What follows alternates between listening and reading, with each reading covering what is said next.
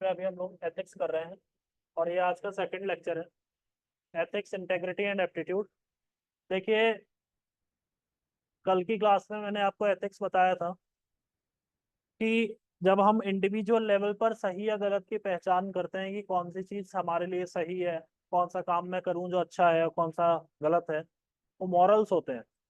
और ऐसे ही जो सही और गलत के जो प्रिंसिपल्स हैं उनको जब एक सोशल लेवल पर, एक सोसाइटी के स्तर पर अपना लिया जाता है तो एक कोड बन जाता है और उसको हम एथिक्स बोलते हैं।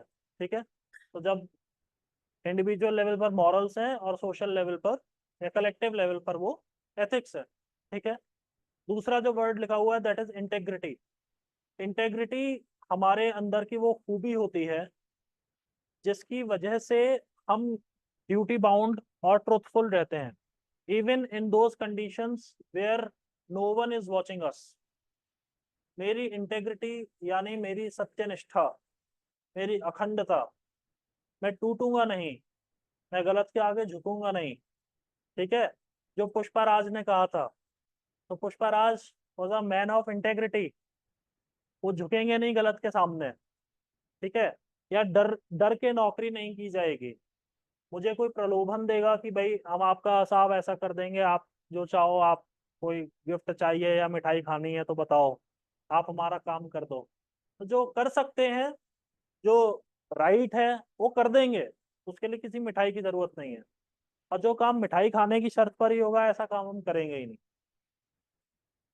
आज के टाइम में ऐसी बातें बहुत ही ज्यादा आइडियलिस्टिक लगती होंगी, मगर अभी भी ऐसे लोग हैं। हाँ, ये बात अलग है कि हम घोर कलयुग में जी रहे हैं और इसलिए ऐसे लोगों की संख्या बहुत कम हो चुकी है कि जो लोग इतने ज्यादा अपराइट हैं, इतने ट्रुथफुल हैं। मगर लोग तो हैं ही। हर युग में, हर समय में आपको हर तरीके का इंसान मिलेगा। ठीक है, जो बहुत अच्छा समय माना जाता था, देवताओं का समय था, उस समय भी द्रौपदी का चीरहरण करने वाले लोग जिंदा थे। ठीक है ना, जो देवताओं का समय माना गया था उस समय भी हुआ था। और जो खुद देवता थे, राम, उनकी पत्नी को किडनैप करके ले जाया गया था। तो बुरे लोग तो हर समय रहे हैं, मगर अच्छे लोग भी हैं, और ऐसे ही आज के समय में भी है। तीसरा जो आपने शब्द पढ़ा है वो है एप्टीट्यूड। एप्टीट्यूड होता है कैलिबर, हमारी बुद्धि का वो स्तर है भी कि नहीं है कि हम वो काम कर सकें। जैसे फौज में जाने के लिए एक अलग एप्टीट्यूड चाहिए। वो एप्टीट्यूड ये है कि जिस समय मेरे सामने मौत खड़ी हुई है ना, उस समय भी मेरे कदम डिगने नहीं चाहिए। ठीक है, वो वाला एप्टीट्यूड जो फौज के लिए चाहिए वो आईएएस बनने के लिए नहीं चाहिए।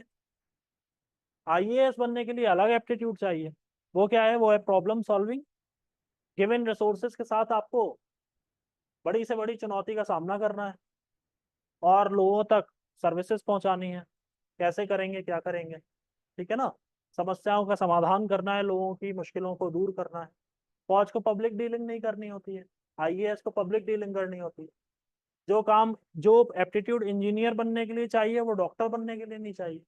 तो हर प्रोफेशन का एप्टीट्यूड अलग होता है, हर प्रोफेशन की डिमांड अलग होती है। यहाँ पर हम एप्टीट्यूड की जब बात कर रहे हैं तो वो ब्यूरोक्रेसी के रिस्पेक्ट में करेंगे कि एक ब्यूरोक्रेट बनने के लिए, एक ऑफिस बियरर बनने के लिए कौन सा ऐसा एप्टीट्यूड होना चाहिए। एप्टीट्यूड का मतलब है a collection of several traits. बहुत सारी अलग अलग खूबियां होती हैं जिससे जाकर एक, जब आप कलेक्टिवली उन्हें देखते हैं तो आपका एप्टीट्यूड बनता है। हिंदी में इसी शब्द को बुद्धिमत्ता कहा गया है, मगर बुद्धिमत्ता से भी बहुत आगे तक की बात एप्टीट्यूड में होती है। ठीक है, एक शब्द होता है एटीट्यूड। तो एटीट्यूड और एप्टीट्यूड एक जैसे लगते हैं, मगर एटीट्यूड हमारा होता है परसेप्शन, और उसको हम कैसे डिस्प्ले कर रहे हैं। तो एटीट्यूड हमारे परसेप्शन बेस्ड होता है। किसी चीज को लेकर के हमारा एटीट्यूड नेगेटिव और पॉजिटिव हो सकता है, हम उसके बारे में कैसा ख्याल रखते हैं इसी से ही डिपेंड करता है कि हमारा एटीट्यूड उस चीज के प्रति कैसा होगा। मगर एप्टीट्यूड एक बिल्कुल अलग चीज होती है। ठीक है, तो हमने कल की जब क्लास कर रहे थे तो हमने उसमें एक बात लिखी थी, डिटर्मिनेंट्स या डिटर्मिनेशन ऑफ एथिक्स लिखा था ना, फैक्टर्स लिख रहे थे, जिसमें फर्स्ट था रिलीजन। मैंने आपको बताया कि रिलीजन में कुछ ऐसी बातें होती हैं, हर धर्म में कुछ ना कुछ एक ऐसी चीज होती है जिससे सही और गलत की पहचान होती है। ठीक है, अब उस धर्म में उस चीज को सही बताया गया है तो एथिकल हो जाएगा। नहीं बताया गया है तो अनएथिकल हो जाएगा। ठीक है। जैसे कुछ धर्म में जिसमें जैसे एनिमल सेक्रीफाइस है उसे अलाउ कर दिया गया है। जैसे इस्लाम में बकरीद होती है, ईद उल जुहा जिसे बोलते हैं, तो उस दिन एक बात कही गई है कि आपके नियर एंड डियर कोई चीज है आप उसको सेक्रीफाइस करिए। एक ऐसी चीज को सेक्रीफाइस करिए जिसका जाने से आपको दुख हो। इसीलिए क्या हुआ कि भाई एक हम जानवर, एक छोटा सा जानवर लाते हैं और उसे पालते हैं बड़े प्यार से, और वो थोड़े समय में हमारे घर का सदस्य जैसा बन जाता है, पेट। फिर हम उसको सेक्रीफाइस करते हैं, हमें दुख होता है। लोगों ने अब इजी वे अपना लिया है, वो बाजार जाते हैं, बकरा खरीद के लिया और उन्होंने काट दिया।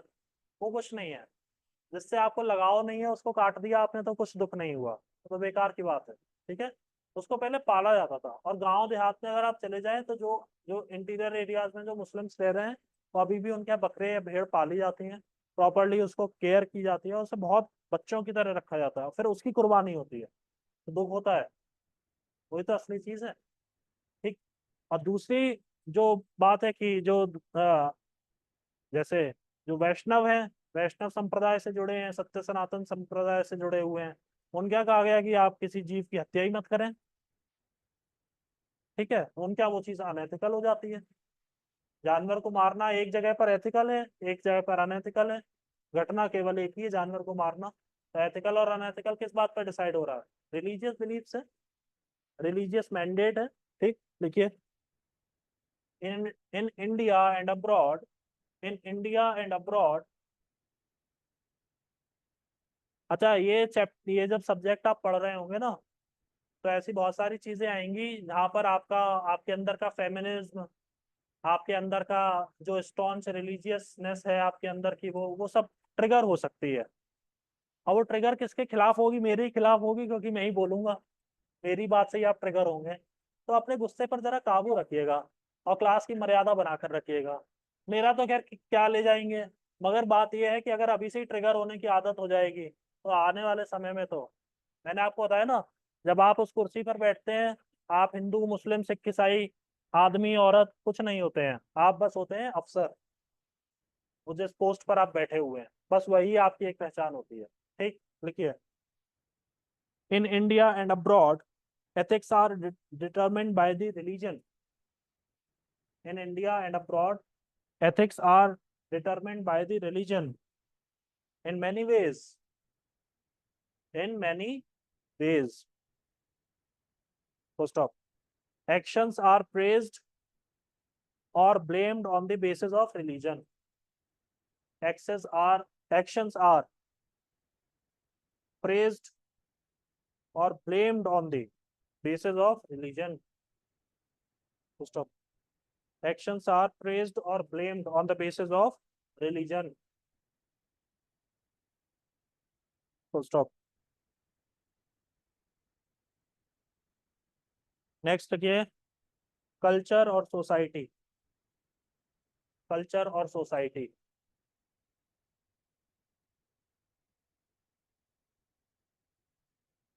देखिए, we can place the culture under the ambit of society. जैसी सोसाइटी होती है वैसी कल्चर होता है, या जैसा कल्चर होता है वैसी सोसाइटी बन जाती है। ठीक। We can place the culture under the ambit of society, under the ambit of society, and thus each and thus each culture determines each culture determines the morals and standards of the society. The morals and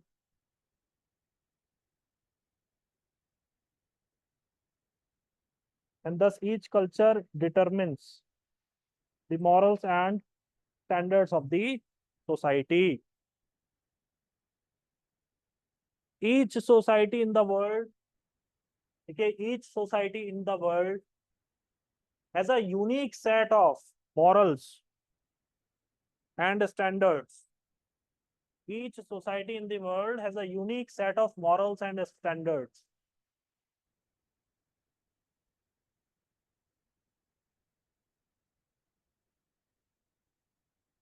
Morals and standards. And therefore, relative ethics are found. And therefore, relative ethics are found rather than universal ethics. Relative ethics are found rather than universal ethics. मैंने आपको बोला ना, western country में beer P जा रही है, gulf country में नहीं पी जा रही है। शराब पीना, खुलेआम शराब पीना, तो कोई बहुत बड़ी बात नहीं है। मैं आपको बताऊं, मेरे अभी एक दोस्त ने मुझे, वो अमेरिका से लौटा, तो मेरे लिए कोई वहां से एक व्हाइट हाउस का एक वो इतना मेटल का ना रेप्लिका लेकर आया। वैसे वो उसको लटका सकते हैं, वैसे घूमता रहता है, लॉकेट जैसा, इतना बड़ा है मेटल का। तो उसके साथ एक बुकलेट मिली, तो उस पे बुकलेट पे वो उनके प्रेसिडेंट का नाम है, आई थिंक प्रेसिडेंट निक्सन है या पता नहीं कौन नाम उनका। तो उनकी पूरी जीवनी बताई गई है, छोटी सी बुकलेट। अब उस पे एक लाइन लिखी हुई थी जिसको देख करके मुझे हंसी आई। उसमें लिखा हुआ था कि वो जो प्रेसिडेंट है, उनका जो भी नाम है, he started dating his partner in during his college days. हाँ, कुछ ऐसी कुछ लाइन लिखी हुई थी। अब मैं सोच रहा था, भारत में किसी राष्ट्रपति के लिए ऐसा शब्द लिखा जा सकता है कि उन्होंने अपनी पत्नी को इस साल से या इस समय कॉलेज के इस साल से डेट करना शुरू कर दिया था। आफत आ जाएगी उस लिखने वाले की, उस अफसर की। शो कॉज नोटिस दिया जाएगा और सस्पेंड कर दिया जाएगा, वो अलग के राष्ट्रपति के लिए अमर्यादा पूर्ण भाषा का इस्तेमाल किया है। जब होगा तब की तब देखी जाएगी, अभी तो नहीं है, अभी तो नहीं है। तो कल्चर की बात है। हमारे यहाँ कौन होते हैं? His excellency honourable president of India, सब उठ के खड़े हो जाते हैं, सलाम करने लगते हैं उनको। वो सवेरे मॉर्निंग वॉक पे निकलती हैं 6 बजे, सुबह 6 बजे। तो उनकी जो सिक्योरिटी में आईटीबीपी के जवान वहाँ राष्ट्रपति भवन कैंपस में, आरबीसी में जो तैनात हैं, उन्हें सुबह 6 बजे सल्यूट करते हैं, जैन मैडम, जैन मैडम। बताइए, ऐसे के लिए हम लिख सकते हैं कि उन्होंने डेटिंग की थी? ओ गॉड, क्या बुरी हालत होगी उस अधिकारी की। कल्चर है, सिर्फ कल्चर है उनके। किताबों में छप गई वो बात, और आज मैं भारत में बैठे पढ़ रहा हूँ अमेरिका के राष्ट्रपति की, उनके निजी जिंदगी की, जाती जिंदगी के मसले यहाँ पे कोई करके दिखाए। ठीक है। ऐसे ही विदेशों में जब हम बात करते हैं, देखो, बिल्कुल अगर आपको कंट्रास्ट देखना है, कंट्रास्ट मतलब एक दूसरे से बिल्कुल जुदा अगर दो कल्चर्स देखने हैं, तो आप एक तरफ लो वेस्टर्न यूरोप और दूसरी तरफ लो गल्फ कंट्रीज। वेस्टर्न यूरोप में आपको मालूम है, गल्फ कंट्रीज में महिलाओं को गाड़ी चलाने के लाइसेंस नहीं था, वो गाड़ी नहीं चला सकती। गाड़ी चलाने की तो बात छोड़ो, वो अपने घर से बाहर कदम नहीं रख सकती तब के सिवाय जबकि उनके साथ उनके पिता या उनके पति या उनके भाई हो। अब बताओ, सोचो आप। और जब वो अपने घर से बाहर कदम रखेंगे तब उनका मुंह ढका हुआ होना चाहिए, उनकी आइडेंटिटी रिवील नहीं होनी चाहिए। आप डेमोक्रेटिक ईरान देख लेना और अब का ईरान देख लेना, आप डेमोक्रेटिक अफगानिस्तान देख लेना और अभी का अफगानिस्तान देख लेना, दोनों की फोटोज देख लेना, आपको हकीकत हकीकत पता चल जाएगी।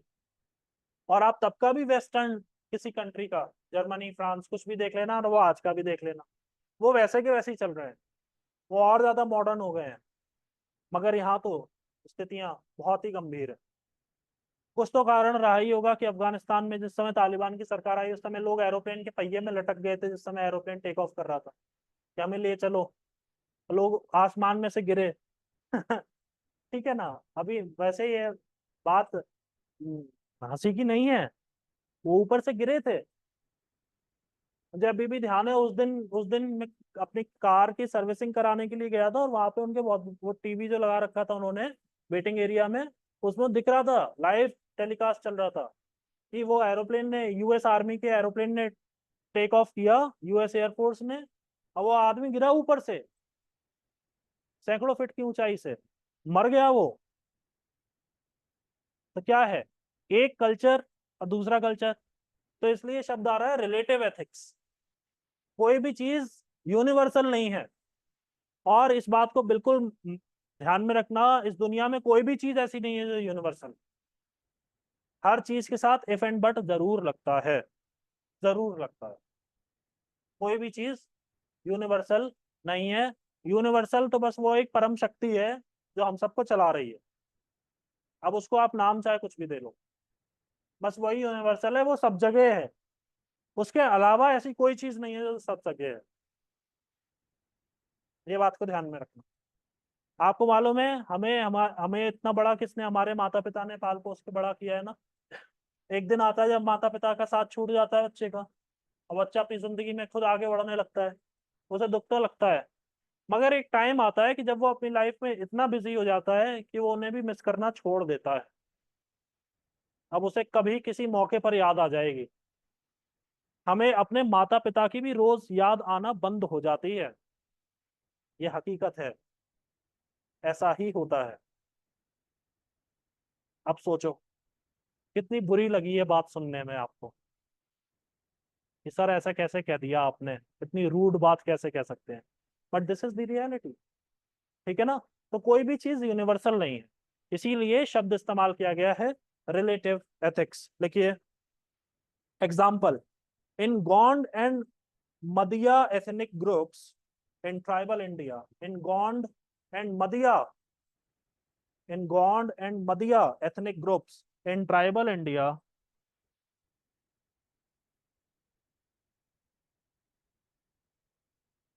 in Gond and Madhya ethnic groups in tribal India, menstruating women and girls are banished. Menstruating women and girls are banished. While this is beyond imagination in the Western European society, while this is beyond imagination in the Western European society,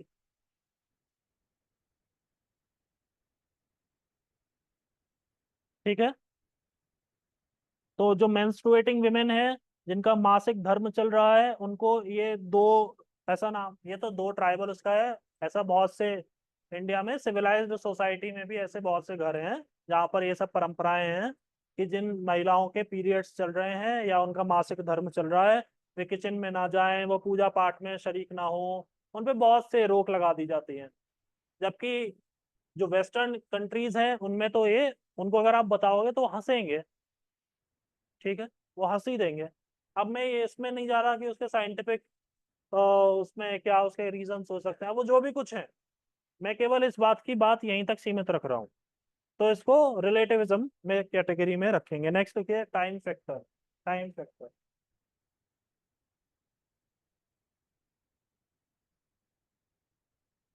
देखिए time is all powerful, ये तो बात बिल्कुल सही है। ओzymandias एक कविता है, वो पढ़ी है? ओzymandias पढ़ी है? स्कूल में पढ़ी थी ना इंग्लिश में, आई थिंक 9th या 10th क्लास में पढ़ी होगी। चलो ठीक है, टाइम इज ऑल पावरफुल, तो स्टॉप। तो बहुत बड़े राजा, मतलब जिसका कहाँ कहाँ तक साम्राज्य था, उसकी मूर्ति भी टूटी खड़ी थी, उसकी भी गर्दन उखड़ गई थी। ठीक है, समय के साथ। मैंने उस दिन भी कहा ना, ताजमहल वगैरह को हम कब तक संभालेंगे? आज से 1000 साल बाद तक और संभाल सकते हैं। कितना संभाल लोगे उस एक बिल्डिंग को? एक दिन ऐसा आएगा जब वो चली जाएगी। ये वाली बात।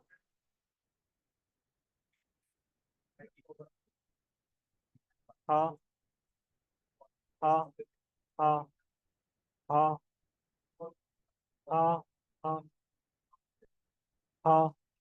पर हमारे फिर अटैक हुए ना, हमारे यहाँ यवन आए, बाहर से आए, जिनको, हाँ, जिनको मलेच्छ खा गया, वो भारत आए, है ना। तो फिर एक समय ऐसा आया, अब वो भारत आए तो हमें हमें ये लगने लगा कि हमारी महिलाओं पे तो बहुत संकट आ जाएगा, क्योंकि वॉरियर क्लास तो लड़के ही बन रहे थे। ये हुआ क्या, जब बेसिकली जब हमारे यहाँ एक ऐसा टाइम आया कि जब हम सेटल्ड होना शुरू हुए शुरुआत में, कि अब हम खेती करेंगे। तो फिर ये हुआ कि खेती करेंगे तो कोई एक इंसान खेती करेगा, बाहर जाएगा, और एक होगा जो घर पे रहेगा। तो वहां पर से ये जिम्मेदारियां तय हुई कि आदमी जो है वो खेती कर ले, बाहर चले जाए, पीछे से जो रहेंगे वो खाना ना बनाएंगे। सीधी सी बात है भाई, इसको डिवीजन ऑफ लेबर कहा गया है। तो महिलाएं घर में रुकी, उन्होंने खाना बनाया। वहां से ये रवायत चल गई कि औरतें तो केवल खाना बनाने की मतलब की रह गई। ऐसा नहीं है ऐसा नहीं है। और जबकि आपको ये जानकर के हैरत होगी कि इंडिया में ही अगर आप ब्रिटिश टाइम की हिस्ट्री भी पढ़ लें, तो जो लोअर स्टेटा था ना, जो बिल्कुल ही दलित दमित थे, उनके यहाँ की महिलाएं काम करती थी हमेशा से। ये तो जो अपर मिडिल क्लास और जो रिच क्लास था जमींदारों के यहाँ, उनके यहाँ की औरतों की हालत ज्यादा खराब थी, वो किसी भी मतलब की नहीं थी। हाँ, ठीक है। तो उसमें क्या हुआ कि भाई, अब जैसे टाइम पीरियड की जो बात कही जा रही है, अब वो पहले का जो ऋग्वैदिक काल था, उस समय में इतना कोई संकट ही नहीं था, सब लोग आर्यंस थे, सब मिलकर रह रहे थे। या उससे पहले इंडस वैली सिविलाइजेशन में भी ऐसा नहीं पता चलता कि वो पेट्रियार्कल थी या मैट्रियार्कल थी, वो तो सिविलाइजेशन थी। और बाद में फिर अटैक्स हुए ना, और गंभीर स्थितियां बनी, इसलिए औरतों ने को अपनी इज्जत आबरू बचानी थी तो वो घर में रही, फिर पर्दा होने लगा। ये बात है, और कोई कारण नहीं है। हमारे सामने जो भी सिस्टम्स चल रहे हैं ना, उसके पीछे कुछ ना कुछ उसके साइंटिफिक रीजन या कुछ वैलिड पॉइंट जरूर रहा, मगर समय के साथ हमने उस चीज को भुला दिया, और अब हम बस उसे माने जा रहे हैं पत्थर की लकीर की तरह। वो ज्यादा गड़बड़ है। देखिए, it alters everything in its due course. Time के लिए कहा गया कि time alters everything in its due course. बदलते समय के साथ हर चीज में बदलाव आता है, और आना भी चाहिए। It time is all powerful, it alters everything in its due course. Full stop. देखिए, most evidently, most evidently the time changes the way of thinking, the time changes the way of thinking और the mentality of a person, और the mentality of a person. The time changes the way of thinking और the mentality of a person. इसका एक बहुत बड़ा example हमारा अपना देहरादून है। जब आप गढ़वाल के किसी पहाड़ी जिले से देहरादून आते हैं तो आपको उसका कल्चर थोड़ा अलग लगता है, कल्चरल शॉक लगता है। इसके पीछे का रीजन जानते हैं? या यूपी के भी जो आस पड़ोस के जो जिले हैं, अपने सहारनपुर है, बिजनौर है, अमरोहा है, वहां के लोग देहरादून को बहुत ही आधुनिक मानते हैं। ऐसा क्यों है? देखो, देहरादून का जो ओरिजिन हुआ है, वो हुआ है श्री गुरु राम राय से, जिन्होंने डेरा बनाया था इस दून में। तो एक तो वो कल्चर आया, ठीक है। दूसरा, अगर आप कभी रेस कोर्स जाएंगे तो आपको वहाँ पे सिख पॉपुलेशन, पंजाबी पॉपुलेशन ज्यादा मिलती है रेस कोर्स में, ठीक है ना। तो रेस कोर्स का एरिया, वो यहाँ पे पंजाबी कल्चर आया, जो गढ़वाल में बिल्कुल मिसिंग है, ऊपर आपको नहीं मिलेगा पहाड़ों में। इसके साथ यहाँ पे सर्वे ऑफ इंडिया का हेडक्वार्टर, जिसमें देश भर से लोग आए, और सर्वे की कॉलोनी बनी दो, एक सर्वे चौक पर है और एक हाथीगढ़ कला में। उससे यहाँ का जो सोसाइटी में बहुत इम्पेक्ट पड़ा। इसके अलावा ओएनजीसी, देश भर से लोग आए। हमारे यहाँ दो ऑर्डिनेंस फैक्ट्रीज हैं, ठीक है। फौज है, 3 कैंट है, ठीक है। एफआरआई है। एफआरआई में उतना ट्रांसफर पोस्टिंग नहीं है, मैं उनकी बात कर रहा हूँ जहाँ पे लोग बहुत ज्यादा स्टाफ है, बहुत ज्यादा ट्रांसफर पोस्टिंग्स है। तो जब बाहर से लोग आते हैं, दूसरे दूसरे इलाकों से लोग आते हैं, तो उनके साथ आता है उनकी डाइटरी प्रैक्टिसेस, उनके रिलीजियस बिलीफ्स, उनकी मेंटालिटी, उनकी भाषाएं, उनका पहनने ओढ़ने के तरीके, उनके बात करने के तरीके, और तमाम उनकी जो भी ट्रेडिशन है, रवायतें हैं, वो सब उनके साथ आती हैं। इसलिए यहाँ का एक इतना ओपन कल्चर बना देहरादून का। जितना देहरादून का उतना नैनीताल का नहीं है, जबकि नैनीताल में टूरिस्ट ज्यादा आ रहे हैं, है ना। तो इसलिए, क्योंकि जो लोग यहाँ रह रहे हैं, जो यहाँ के रहवासी हैं, वो कितने वेरीड हैं, वो कितने डाइवर्स हैं, इस बात से पता चलता है। देखिए, the time changes the way of thinking और the mentality of a person. अब जब बाहर के लोग नए आएंगे तो हम उनको देख देख के उनसे भी कुछ सीखेंगे, ठीक है।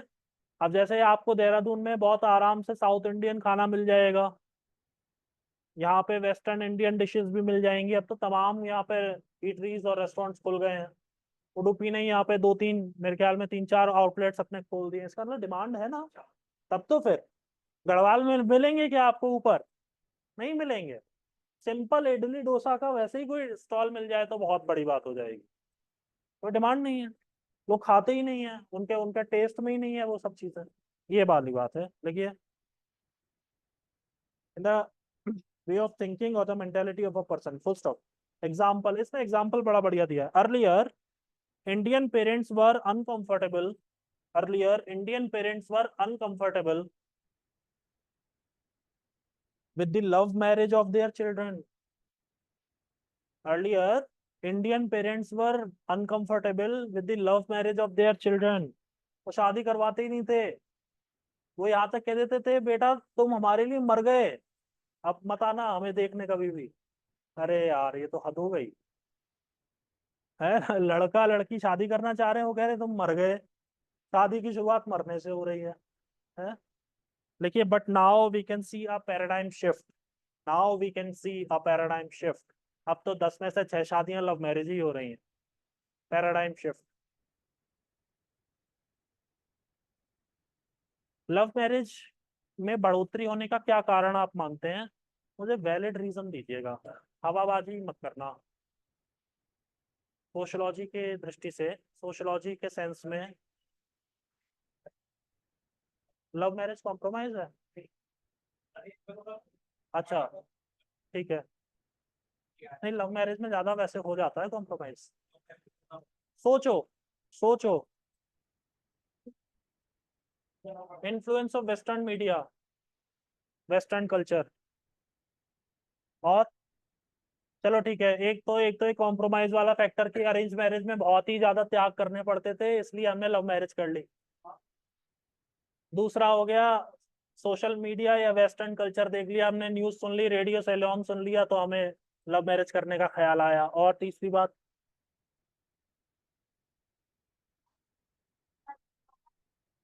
हाँ, लड़का लड़की का। ये बात सुमित्रा नंदन पंत ने भी कही थी कि लव मैरिज होती कैसे, हमने उन्हें देखा ही नहीं तो हम उनसे लव करते कैसे। ये उन्होंने अपनी, हाँ, ये सुमित्रा नंदन पंत ने भी ये पॉइंट अपनी कविता में कहा है।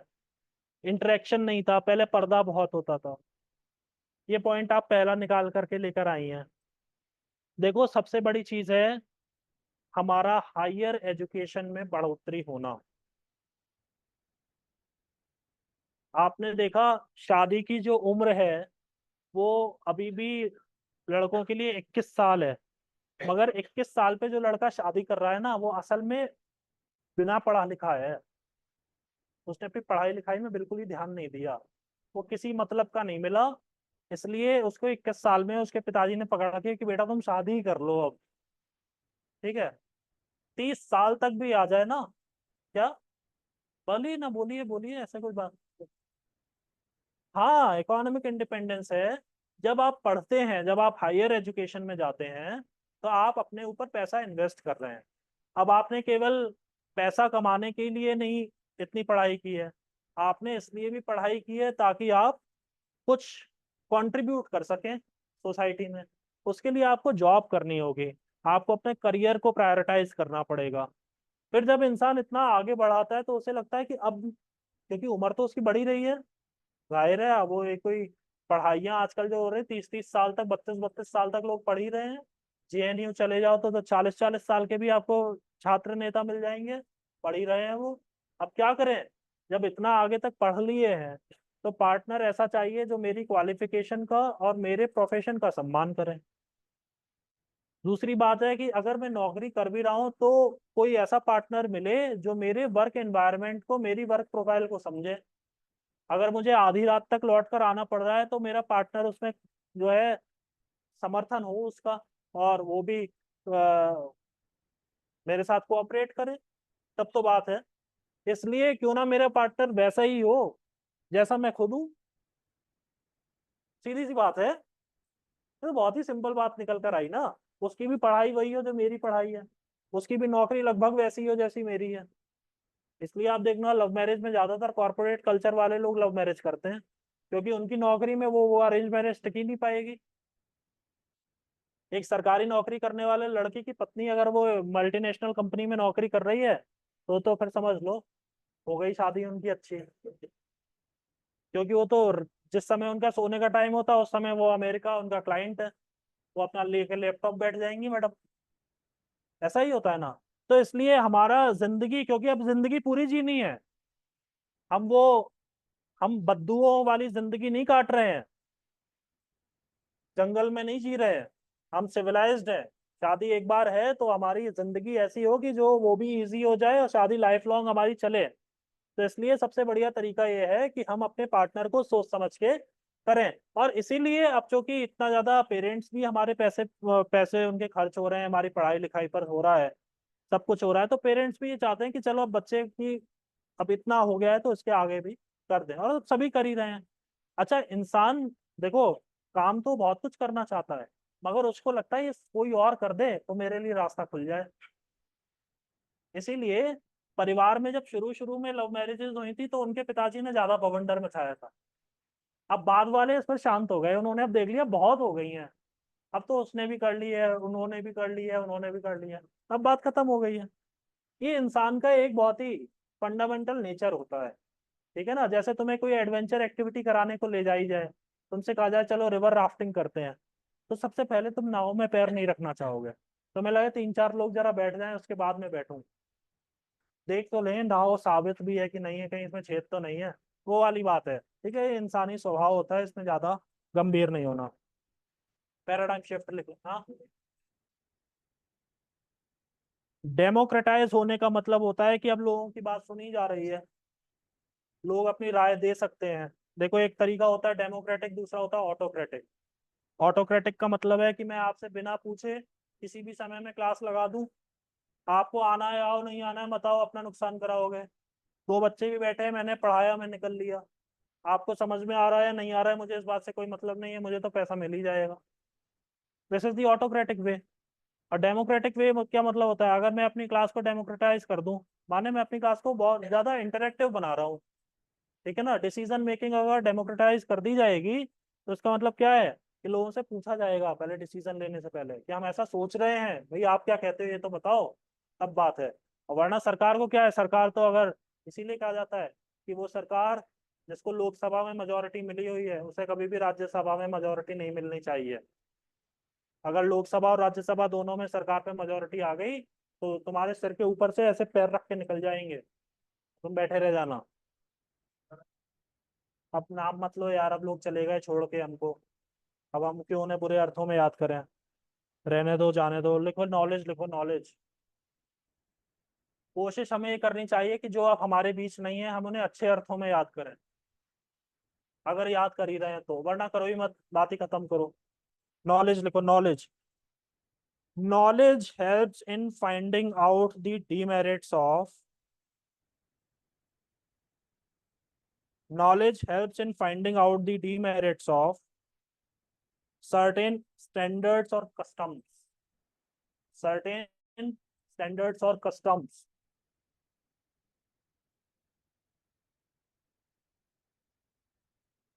संस्कृत में एक बड़ा अच्छा श्लोक है, यस्तु संचरते देशान, यस्तु सेवेत पंडितान। दो बातें कही गई हैं। यस्तु संचरते देशान, यस्तु सेवेत पंडितान, तस्य विस्तारिता बुद्धि अ, बिंदु तैल रिवाम्बसी।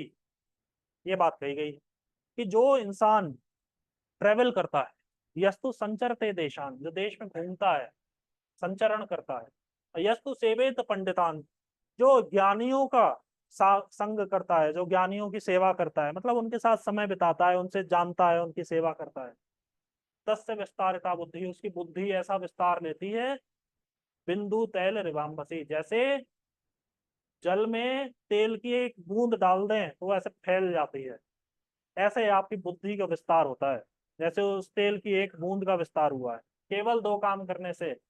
घूमो, सोलो ट्रेवलिंग करो, अकेले घूमो, ये झुंड में घूमने की आदत छोड़ो, पशु पक्षियों की तरह अकेले घूमो। ठीक है। और दूसरा है अच्छे लोगों का संग करो, जो नॉलेजेबल लोग हैं उनसे बात करो, उनसे जानो, उन्होंने क्या सीखा है आज तक, कोई एक्सपर्ट है उससे उसके उसकी फील्ड में बात करो, थोड़ा इंटरेक्शन करो, तो आपको देखना आपको बुद्धि मिलेगी। नॉलेज ही तो होती है, जब आप अकेले ट्रेवल करते हो तो आपको रिजर्वेशन कराने की नॉलेज आ जाएगी, आपको, आप ट्रेन से या फ्लाइट से जा रहे हो तो आपको उसका कल्चर समझ में आ जाएगा। आप जिस जगह पर जा रहे हो, अब आपको एक खाना भी खाना है, चाय भी पीनी है, तो आपको खुद ही बात करनी पड़ेगी। झुंड में जाओगे तो क्या है, कोई ना कोई एक इंसान ऑर्डर दे देगा, तुम चुपचाप बैठे हुए हो अपने टेबल पर, लो खाना भी आ गया चाय भी आ गई, तो तुमने क्या किया, अब तुम घूम फिर के वापस चले आए अपने। इसीलिए बहुत सी बार होता है कि जो जो लोग होते हैं ना ज्यादा ट्रैवल करते हैं, उन्हें यही नहीं मालूम होता, जो उसमें ग्रुप्स में घूमते हैं, वो कौन सी ट्रेन से गए थे, उनको ट्रेन का नाम ही नहीं पता, वो घूम आए, उन्होंने 1500-3000 किलोमीटर की यात्रा कर ली, उनको ट्रेन का नाम ही नहीं पता जिसमें वो बैठे हुए थे अंदर। वो कितने बजे ट्रेन में चढ़े थे उन्हें मालूम ही नहीं। सबने उठाया, चल चल चल, वो चल दिए, स्टेशन पहुंचे, ट्रेन में बैठ गए।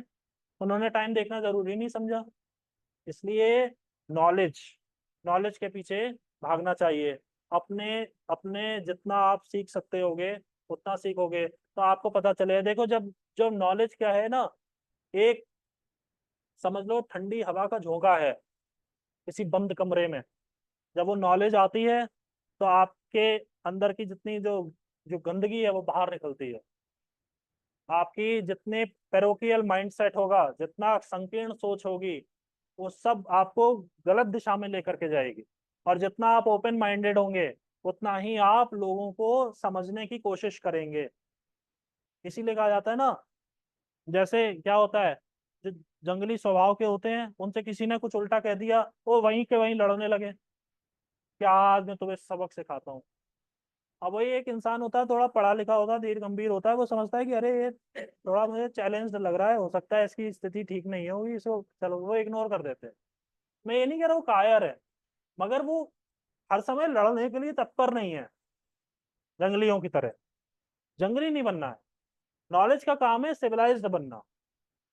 वहीं के वहीं फैसला कर देने वाले अक्सर कर मामले को और ज्यादा बिगाड़ देते हैं। थोड़ा पीसफुल बनना चाहिए, थोड़ा ओपन माइंडेड बनना चाहिए, लोगों की बात समझनी चाहिए, नए विचारों को आने देना चाहिए। तब जाकर के आप एथिक्स से समझ पाएंगे। लिखिए, knowledge helps in finding out the demerits of knowledge helps in finding out the demerits of certain standards। अब मैं बहुत पढ़ा लिखा हूँ, अब मैं आईएएस की क्लास पढ़ा रहा हूँ और तमाम तरीके के नए नए लोगों से मिल रहा हूँ। अपनी बीवी को मैं पर्दे में रखता हूँ, उसको मैं बात नहीं करने देता लोगों से। तो धूल पड़ी मेरी इस पूरी शिक्षा पर, मेरे अनुभव पर।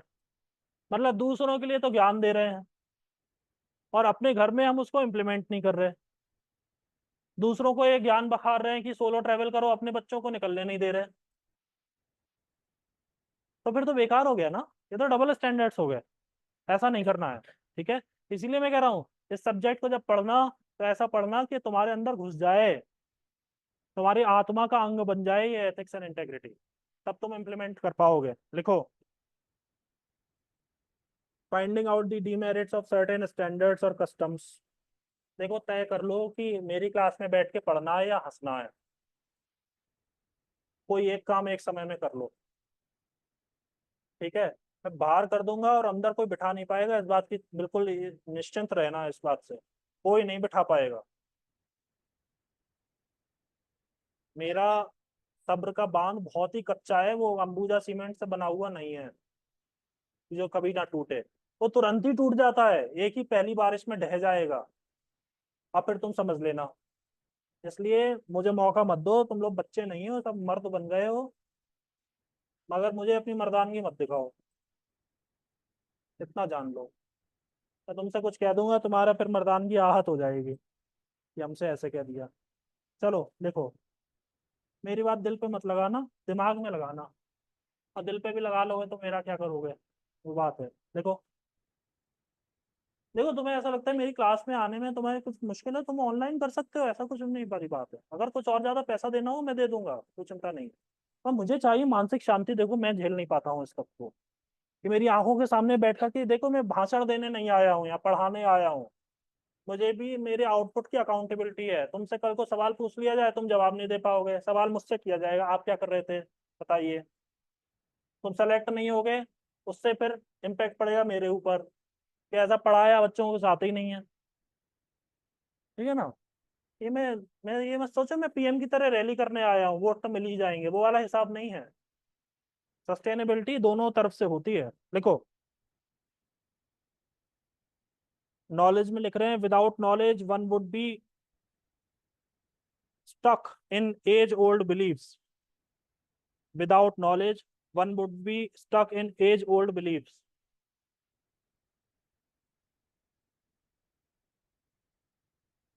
एग्जाम्पल लिखिए, before 1543 stuck in age old beliefs. वही पुरानी बातों में उनका ध्यान रहता है। लिखिए before 1543 everyone in the western world everyone in the western world used to believe in geocentrism theory. हाँ, Copernicus world used to believe in geocentrism theory, that is all plan planets that is all planets and the sun revolve around the earth. फिर पृथ्वी बीच में है, बाकी सब घूम रहे। अरे भाई, ऐसा भी विश्वास था कि ये जो समुद्र में पैर रखेंगे तो उसके आगे धरती खत्म हो जाएगी। ये अपने इंडिया में विश्वास था। सैनिक विदेश नहीं जाना चाह रहे थे, वो बोले इसके आगे वो खत्म हो जाएगी, हम गिर जाएंगे नीचे। अरे तुम कहाँ गिरोगे? हाँ, वो तो अलग बात है। वो तो बहुत बात का कॉन्सेप्ट आया। ये भी एक कॉन्सेप्ट था कि अगर आप समुद्र की यात्रा करके दूसरी धरती पे चले जाएंगे तो आपका धर्म जाति भ्रष्ट हो जाएगा। ये भी एक अनोखी बात सुनने में आई। ऐसे तो जो इंडियन फॉरेन सर्विस वाले हैं उनका तो धर्म जाति तो ऐसी भ्रष्ट हो चुकी होगी अब तक में। कितने देशों में घूम लिए वो बेचारे नौकरी के सिलसिले में। मगर मुझे तो हंसी ये सुनकर आई कि समुद्र के आगे दम है तो वो गिरेंगे, नीचे गिरेंगे। ठीक है, जैसा भी जो हो। लिखिए जियोसेंट्रिज्म, लिखिए that is all planets and the sun revolve around the earth. तो stop. In 1543 Nicholas Copernicus Nicholas Copernicus came with the concept of heliocentrism. Heliocentrism. Nicholas Copernicus came with the concept of heliocentrism. That is, all the planets revolve around the sun. That is, all the planets revolve around the sun. It was later supported by Galileo Galilei. It was later supported by Galileo Galilei and Isaac Newton. Isaac Newton. Next के law. Isaac Newton से पंडित नेहरू की मुलाकात हुई थी, आपको पता है ये चीज? हाँ, लिखिए लॉ।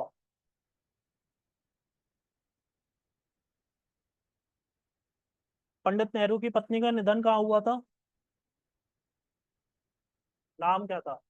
नाम ही नहीं पता। पंडित नेहरू की वाइफ का नाम क्या था? इंदिरा गांधी जी की मदर का नाम क्या था? कमला नेहरू। टीयू में कॉलेज है, कमला नेहरू। अरे यार, चलो। स्विट्जरलैंड में निधन हुआ था। एक और अच्छा, एक और पूछो।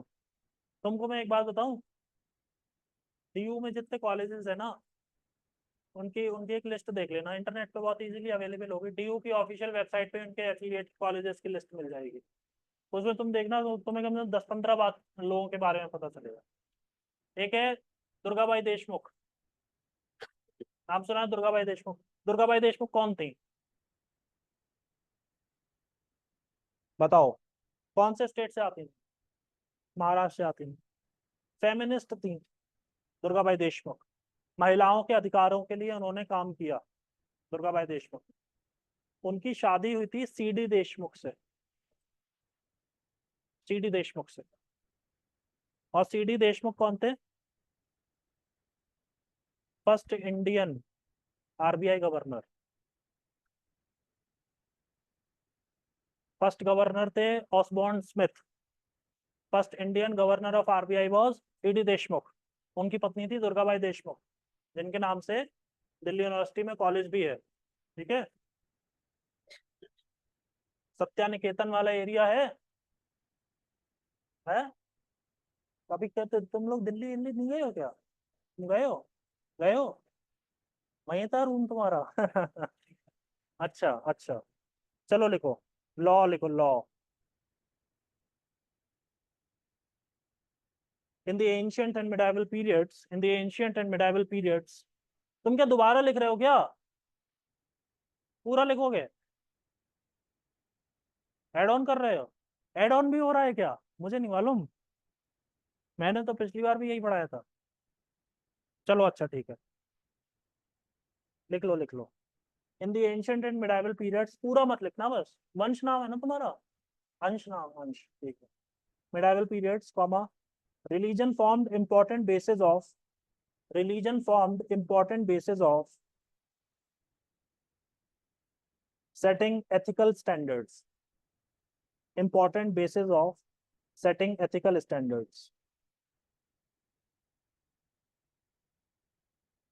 full stop. In the present times, in the present times, laws which determine the people's representation, in the present times, laws which determine the people's representation, laws which determine the people's representation forms the basis of setting ethical standards, forms the basis of setting ethical standards. जैसे अभी UP सरकार ने एक order ये दिया कि कांवड़ यात्रा root में जितने भी लोग हॉकर्स हैं, वेंडर्स हैं और शॉप ओनर्स हैं, वो लोग अपना असली नाम लिखेंगे, मेंशन करेंगे बोर्ड पर, ठीक है। ये बोला गया, सुप्रीम कोर्ट ने उस पर रोक लगा दी अभी फिलहाल के लिए। उन्होंने कहा हम सुनवाई करेंगे और हम इसको देखेंगे कि कितना सही है कितना गलत है, ठीक है। अब एक पक्ष है, उसका ये कहना है कि अपनी आइडेंटिटी रिवील करने में किसी को क्या प्रॉब्लम हो सकती है, मगर दूसरा पक्ष ये कह रहा है कि अगर वो एक तरीके से पीसफुली अपना काम कर रहे थे तो उसको छेड़ने की जरूरत क्या है, वो कुछ गलत भी नहीं कर रहे थे। एक फल वाला फल बेच रहा है, मालूम है ना, उसने मान लो उसने अपनी दुकान का कुछ भी नाम रख दिया XYZ, मैं नामों के चक्कर में नहीं जा रहा हूँ, लोग नाम से धर्म सोच लेते हैं, उसने मान लो कुछ भी नाम रख लिया है, तो उसका नाम बदलवा करके आप क्या जानना चाह रहे हैं, बात ये है, ठीक है। तो दोनों लोग अपने अपने अपनी अपनी जगह पर सही है, मैं किसी को ये नहीं कह सकता कि गलत विचार है, किसी का भी गलत नहीं है, दोनों का अपनी अपनी जगह पे बिल्कुल सही है। गलत तो मुझे वो डीजे बजाना लगता है, वो तो 100% गलत है, बहरा कर देते हैं, इतना जोर का डीजे बजाते हैं। एक बार हम लोग जाम में फंस गए थे और उनके पीछे ही पीछे, बिल्कुल पीछे, और उन्होंने ट्रक में इतने सारे डीजे लगा रखे, वो लगा रखे थे, और वो जो बूम होता है ना, बूम उसमें जो जो है ना, तो वो तो हमारी गाड़ी ऐसा है, हम लोग से वो बहुत टेंशन होती है भाई उससे, उससे आपके दिमाग में अंदर वाइब्रेशन हो रहा होता है।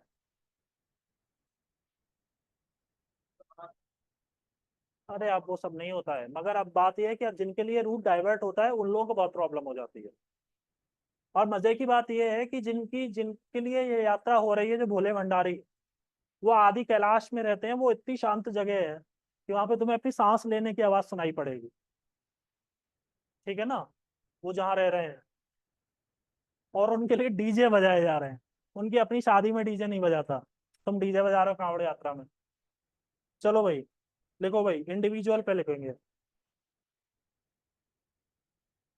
देखो नाम प्राइवेसी का पार्ट नहीं होता है। हाँ तो उस पे जब राइट टू प्राइवेसी नहीं होता है ना, ये तो फ्रीडम ऑफ एक्सप्रेशन हुआ ना, ये फ्रीडम ऑफ एक्सप्रेशन हुआ यार। प्रोपराइटर का नाम अपना मेंशन करना ही होता है दुकान पे, प्रोपराइटर का नाम। अभी सर कोचिंग चला रहे हैं, सर अपना नाम नहीं बताएंगे लोगों को, प्रोपराइटर का, तो प्रोपराइटर की तो नाम है, कौन सा वेटर का नाम थोड़ी ना लिखना है दुकान पे।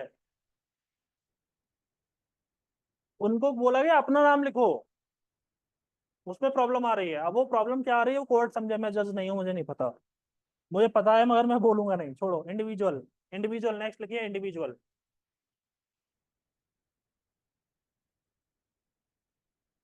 देखो हमारे देश के जो नेता है ना, वो इतने महान हैं, उन्होंने इतनी गहरी खाई खोद रखी है कि उसको भर पाना इतना आसान नहीं है, इतना आसान नहीं है। मैंने पहले ही बोला ना, आपको फ्रेंच बोलनी नहीं आती, मैं आपसे कहूँ अरे आपको फ्रेंच भी नहीं आती क्या, तो आप हंस देंगे, "तो सर मुझे फ्रेंच नहीं आती तो इसमें क्या, इतनी क्या बड़ी बात है"। अगर वही मैं आपसे हंस के कहूँ आपको अरे आपको इंग्लिश भी नहीं आती, तो आप एकदम से, आपको बहुत बुरा लग जाएगा, आपको लगेगा जैसे मैंने आपकी पूरी काबिलियत पर प्रश्न चिन्ह लगा दिया ऐसे। क्यों? ये हमारे नेता हैं जिन्होंने ऐसा किया है, ठीक है। मुझे बांग्ला बोलनी नहीं आती, मुझे उड़िया बोलनी नहीं आती, मुझे गुजराती बोलनी नहीं आती, मुझे उतनी प्रॉब्लम नहीं है। जब बात आती है मुझे तमिल बोलनी नहीं आती तो विषय थोड़ा गंभीर हो जाता है। ये हमारे नेता हैं, सब महान हैं, एक से बढ़कर एक है। ठीक है। तो कुछ विषय हैं उसमें, जब इंसान से कहा जाता है ना तुम अपना नाम बताओ, तो फिर प्रॉब्लम आती है। उसमें कम्युनिटी की प्रॉब्लम नहीं है, प्रॉब्लम है वो कम्युनिटी तो खुद बोलती भी नहीं है उतना, इतना नेता बोलने का शुरू हो जाते हैं। ठीक है। जैसे चुनाव हो रहे हैं, चुनाव में जैसे जैसे जो मुस्लिम लेडीज हैं वो बुर्का पहन के जाती हैं, तो वहां पर एक लेडी को बिठाया जाता है ड्यूटी पर, पुलिस को बिठाया जाता है, किसी को भी, निर्वाचन की जो टीम होती है वो उनकी आईडी से उनका चेहरा मिलान करती है। और हर 5वें साल पर किसी ना किसी बूथ पर झगड़ा होता है इस बात पे, हम क्यों हमारा बुर्का उतरवा, बुर्का नहीं उतरवा रहे हैं, एक लेडी को तैनात किया गया है, वो बस आपका चेहरा मिलान करेंगे और उसके बाद आप जाइए वोट डालिए। ये सिंपल सा प्रोसीजर है, मगर उसको प्रॉब्लम कर देते हैं। इतनी बात एयरपोर्ट पर नहीं बोलेंगे क्योंकि उस सब में तो फ्लाइट छूट जाएगी, गया 20 से 25 हजार रुपया उनका। मैंने यहाँ फ्री का है तो यहाँ लड़ लो झगड़ा लो, शाम तक तो वोट डल ही जाएगा, वो वाली बात है। ठीक है, लिखो, इंडिविजुअल में लिखो, all the above mentioned, all the above mentioned determinants, all the above mentioned determinants are somehow determined by the human himself or herself, are somehow determined by the human himself or herself.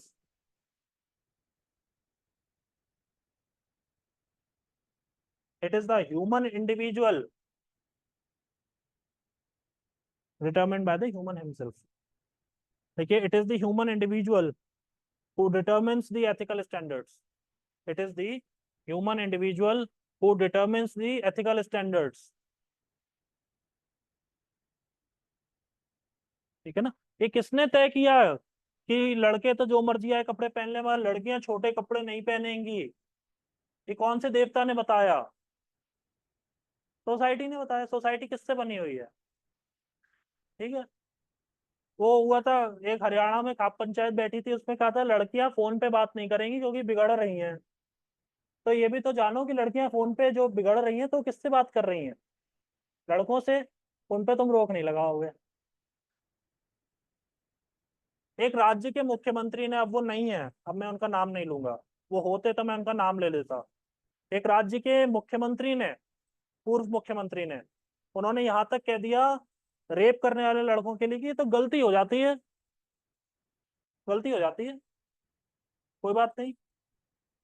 अब सोचो आप, कितने गजब गजब लोग हैं। मैंने कल आपको एक डीएम का एग्जांपल दिया था कल की क्लास में, आज मैंने सीएम का एग्जांपल दिया, हो सकता है आने वाले टाइम में मैं किसी पीएम का भी एग्जांपल दे दूं आपको। क्योंकि हर जगह पर जो लोग बैठे हुए हैं, बात है सोच की। देखो, आपकी मेरिट है तो आप कोई भी पोस्ट अक्वायर कर सकते हो, वो तो अलग बात है। किसी भी पोस्ट पर बैठना उतना कठिन नहीं है, मगर उस पोस्ट की गरिमा बनाकर रखना वो बहुत कठिन है। जैसे गवर्नर होकर के राजनीति ना करना, ये बहुत कठिन है। आप पूरे दिन राजनेताओं के बीच में रहते हैं मगर आपको राजनीति नहीं करनी। राष्ट्रपति होकर राजनीति राजनीति नहीं करनी, ये तो बहुत कठिन काम है। राष्ट्रपति बनना उतना कठिन नहीं है। पीएम का और रूलिंग पार्टी का समर्थन है तो आप राष्ट्रपति हो जाओगे, वो अभी उठा के तुम्हें बना दे राष्ट्रपति नागला देश का, कोई बड़ी बात नहीं है। मगर जब तुम वहां बैठे होंगे तब फिर राजनीति न करना तुम्हारे लिए बहुत कठिन हो जाएगा। इसीलिए एथिक्स काम आते हैं। हमारे यहाँ एक एथिक्स ये है कि कॉन्स्टिट्यूशनल पोस्ट पर बैठने वाले लोग पॉलिटिक्स की बात नहीं करेंगे, ये हमारे यहाँ का एथिकल कंडक्ट माना गया है। कहते हैं राज्यपाल को राजनीति की बात नहीं करनी चाहिए, राज्यपाल एक सेरेमोनियल पोस्ट है, ये एथिक्स है कि उनको राजनीति नहीं करनी है। अब वो करेंगे तो प्रॉब्लम हो जाएगी। बंगाल में यहाँ तक हुआ कि अभी जो प्रेजेंट जो अपने वाइस प्रेसिडेंट जी हैं जगदीप धनखड़, ये जब बंगाल में गवर्नर थे, ये पॉलिटिक्स में बहुत इंटरेस्ट ले रहे थे। वहां पे स्टूडेंट यूनियन के बच्चों ने इन्हें कॉलेज के कमरे में बंद कर दिया और छोड़ा ही नहीं। बाहर से पुलिस खटखटाती रही कि अरे निकालो राज्यपाल जी को बाहर, तो नहीं जाने दिया। अब हो गए, मर्यादा रह गई सारी। ये अच्छा लगा सुन के कि राज्यपाल को कमरे में बंद कर दिया? कुछ सोचो ना। इसलिए एथिक्स बहुत बड़ी चीज है। मैंने कहा आपकी मोरालिटी एक बार को टूट जाए कोई प्रॉब्लम नहीं है, वो बात तुम्हारे तक है, तुम्हारे और भगवान के बीच की बात है। जैसे मैंने मान लो कभी नॉन, वैसे मैंने नहीं खाया, मैं कह रहा हूँ मैंने नॉन वेज खा लिया गलती से, और मैंने ये बात किसी को नहीं बताई। तो ये बात है जो मेरे साथ ही चली जाएगी। मैं जानता हूँ, भगवान जानते हैं, और भगवान ये जानते हैं कि मैंने जानबूझ कर नहीं खाया, मैंने ऑर्डर प्लेस नहीं किया था KFC पर, मगर मैंने गलती से खा लिया है, वो मेरे साथ है। मगर किसी दिन मैं एथिक्स ब्रेक करूंगा ना सोसाइटी के, उस दिन वो बात मेरे तक नहीं रहेगी, वो पूरे समाज को पता चल जाएगी। इसको समझना चाहिए, ठीक है। लिखो। आई थिंक मेरी बात सबको क्लियर हो रही होगी, और आप जो लिख रहे हैं वो भी आपके दिमाग में जा रहा होगा, ठीक है। इसीलिए मैंने ये जो कंटेंट तैयार किया है ये भी थोड़ा अपनी भाषा में लिखा है, किताबी भाषा में नहीं लिखा है।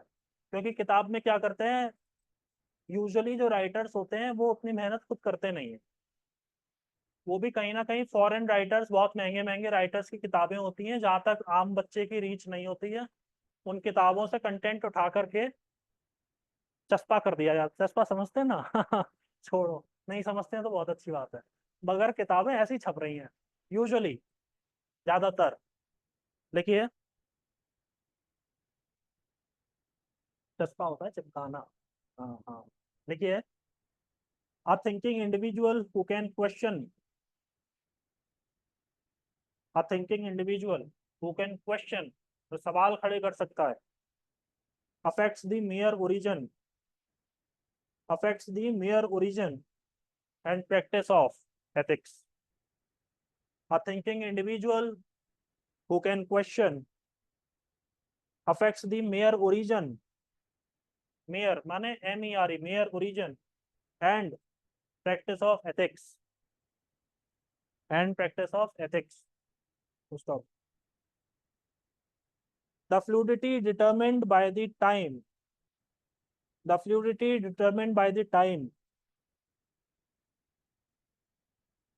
is based on the progressive thinking of the individual, is based on the progressive thinking of the individual. Next paragraph लिखेंगे,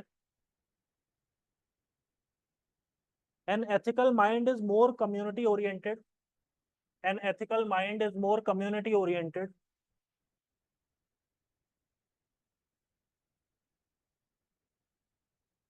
full stop. Ethical mind is more community oriented, समाज क्या सोचेगा, full stop. Ethical mind is not equivalent to a respectful mind. Ethical mind is not, ethical mind is not equivalent to a respectful mind,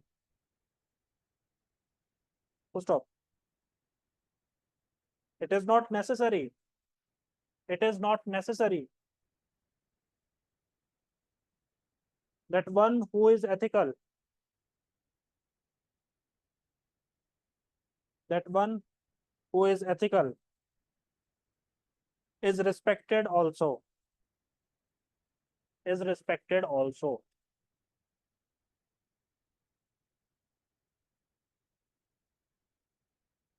An ethical, okay, an ethical human is one,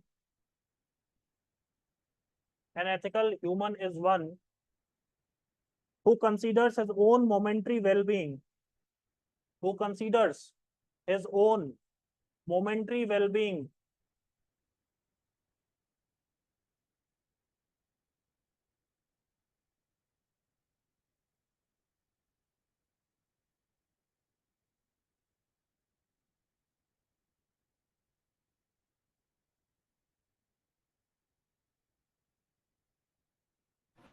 सर्वोइस सर्वोइस सर्वोइस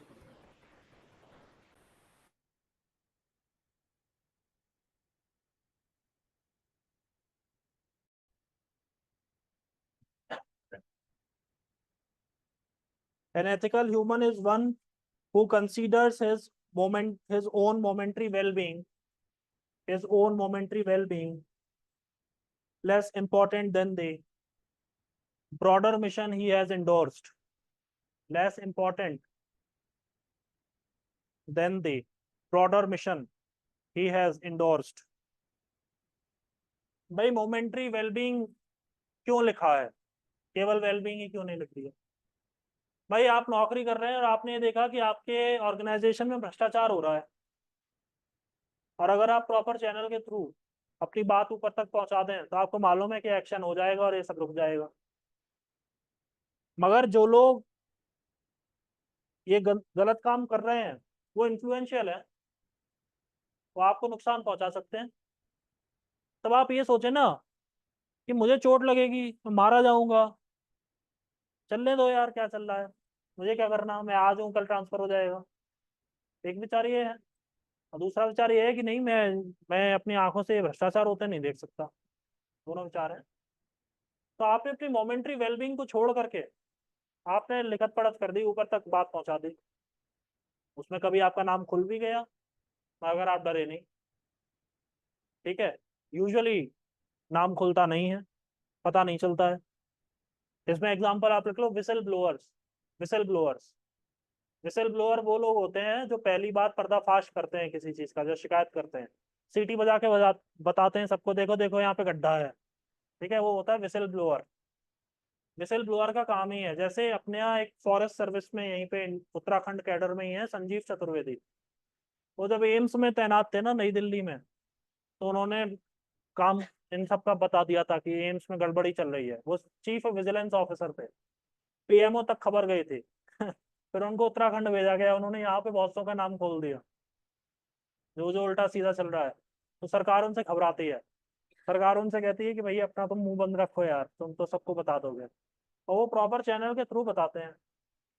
तो जब तक पता चलता है, बाद में मालूम चलता है कि अरे ये इसने बताया था, और तब तक तो सबको मालूम हो चुका होता है। तो जो विसल ब्लोअर्स होते हैं वो बढ़िया होते हैं। देखो, ऐसा है, जो इंसान एथिकल है, मतलब क्या है कि वो समाज के स्टैंडर्ड्स के अकॉर्डिंग चल रहा है। इसका मतलब जरूरी ये नहीं कि वो रिस्पेक्टफुल ही है या उसकी हरकतें इस लायक हैं कि उसकी रिस्पेक्ट की जाए। देखो, समाज में तो एक ये भी व्यवस्था है कि शादीशुदा लड़का जो है वो बैठ करके खाएगा नहीं, कमा के लाएगा। भले ही बीवी घर पे बैठी रहे तो कोई सवाल नहीं खड़ा करता, और शादीशुदा लड़का घर पर बैठा है तो सबको एकदम आग लग जाती है, बहुत ही मुश्किल हो जाती है। होती है कि नहीं होती है? अब अगर वो लड़का बैठ करके तैयारी कर रहा है या कुछ कर रहा है, पत्नी कमा करके ला रही है, तो उसमें उतना किसी को प्रॉब्लम नहीं होनी चाहिए, unless and until they are happy. भाई आप तो उनका घर चला नहीं रहे हो, और वो अपने उज्जवल भविष्य के लिए मेहनत कर रहे हैं, और दोनों की रजामंदी है, करने दो। मगर नहीं, लड़का क्या करेगा, वो वही 28-30 हजार की 35 हजार की नौकरी करेगा, उसमें खुश है वो, अपनी बीवी को अपने कंट्रोल में रखेगा। फिर तो बिल्कुल समाज के अकॉर्डिंग चल रहे हैं, एथिकल स्टैंडर्ड्स फॉलो हो रहे हैं, क्या वो सम्मान के लायक है? सोचो ना, सीधी सी बात सोचो। कितने लोग ऐसे हैं जिनके भूखे मरने की नौबत आ रही है मगर वो अपनी पत्नी को अलाउ नहीं कर रहे काम करने के लिए। अगर कर दें तो उनकी माली हालत बहुत सुधर जाए, अगर वो अलाउ नहीं कर रहे हैं। क्योंकि अब फिर वही बात है, मेरी बात बुरी लग सकती है, उन्हें डर होगा कि जो हरकत है वो खुद कर रहे हैं वो कहीं उनकी पत्नी भी ना करे। ऐसा हो सकता है, क्योंकि सबसे ज्यादा डरता या घबराता वो इंसान है जो खुद उल्टे कर्म कर रहा होता है। आप अपनी रास्ता सही पकड़ करके चलेंगे तो आपको मन आपको उतना घबराएगा नहीं। तुम खुद ही पंगा ले लोगे तो तुम घबराओगे सड़क पे चलने से पहले। तुम अपनी मेहनत से जिंदगी काटो, ईमानदारी से चलो, तो तुम सिर उठाकर चलोगे सड़क पर, कोई तुमसे कुछ नहीं कहने वाला। ठीक है, ये वाली बात ध्यान रखना। बहुत सी यार देखना, जो लोग बहुत लंबे चौड़े प्रकरण में फंसते हैं ना कभी कभी, तो पता चलता है कि उनके कहीं ना कहीं से कोई लिंक जरूर जुड़ा हुआ है। शुरुआत में बातें नहीं खुली, अभी जाकर के खुल रही हैं, इसलिए वो फिर पुलिस दोनों को पकड़ती है कि चलो तुम भी चलो, तुम पे कम धाराएं और उन पे ज्यादा धाराएं। ऐसा ही होता है। देखिए, सोशल एथिक्स हेडिंग डालिए, सोशल एथिक्स, समाज का जो नीति शास्त्र है, समाज की जो नैतिकता है।